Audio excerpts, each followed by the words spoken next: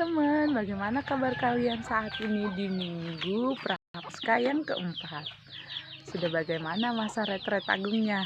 Nah, untuk kali ini saya mau berbagi tentang mengenai healing, di mana di masa-masa sekarang ini sangat mudah kita dengar bentar-bentar orang muda perginya healing.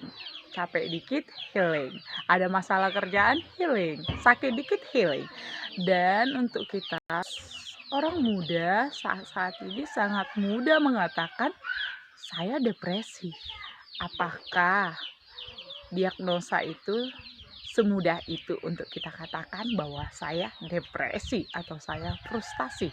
Nah, saya mau berkata dan berbagi kepada teman-teman untuk tren yang saat ini lagi hitsnya di dunia anak-anak muda atau di anak-anak remaja sekarang kayak gitu. Nah, sebenarnya apa sih healing itu dan bagaimana kita untuk healing sebenarnya? Jadi, teman-teman, kalau memang dalam keadaan saat ini kita menjadi pribadi yang kurang baik dan sedang tidak baik-baik saja, ada baiknya terlebih dahulu kita menerima diri kita sendiri, apa yang terjadi bagi kita kayak gitu. Kita akui pada saat ini bagaimana kondisi kita, apakah kita sedang tidak baik-baik aja atau baik-baik saja. Ketika kita berada di dalam satu titik terendah atau berada di posisi seakan semua tidak ada jalan keluar di masa-masa sekarang ini, kita bisa merasakannya dan melihatnya dengan baik secara dalam keheningan. Jadi kita masuk ke dalam diri kita yang paling dalam. Apakah kita benar-benar mengenal diri kita dan apa penyebab dari keadaan kita tersebut? Jadi untuk kita anak muda enggak dianggap menjadi orang-orang muda yang mudah menyerah atau tidak memiliki semangat kayak. Namun kalaupun memang benar-benar kita mengalami frustasi atau depresi, nggak ada salahnya untuk pergi kepada orang-orang yang memiliki keahlian atau orang-orang profesional untuk membantu pemulihan dan kesembuhan kita. Namun, atau pada saat kita di dalam perkara atau masalah, jangan buru-buru melarikan diri dari keadaan tersebut atau permasalahan tersebut. Namun jalanilah dan bersabarlah sedikit apa berkat yang Tuhan berikan di masa kita ada di titik itu kayak gitu. Namun kita kalau mau tahu bahwa pemulihan, kesembuhan atau perkara apapun yang terjadi dalam kehidupan kita tidak selalu menjadi kita orang yang lemah, namun itu menjadi titik balik kita untuk naik ke level yang lebih tinggi. Sebagaimana di balik kutuk ada berkat yang Tuhan curahkan, dan di balik permasalahan dan penderitaan ada berkat 2, 5 sampai 7 kali lipat yang akan Tuhan berikan ke dalam kehidupan kita. Tinggal bagaimana kita mau diam, sabar, dan percaya bahwa kehendak Tuhan yang terbaik bagi kita. Dan bukan hanya itu teman-teman, supaya kita semakin mengetahui apa yang menjadi pondasi hidup kita dan bagaimana kita untuk selalu berada di dalam damai sejahtera, tenang, nyaman, utuh, dan bisa melewati semuanya itu, kita harus tahu pegangan hidup kita bahwa Tuhan adalah andalan kita. Dan sebelum kita ada, dunia sudah lebih dulu Tuhan ciptakan. Dan segala yang terjadi dalam kehidupan kita bukan lebih besar dari kita. Karena diri kita lah yang lebih besar dari segala persoalan hidup, dari segala permasalahan yang ada, bahkan dari segala kesakitan yang ada. Dan bukan hanya itu teman-teman, untuk tren-tren healing, boleh ketika capek pergi liburan.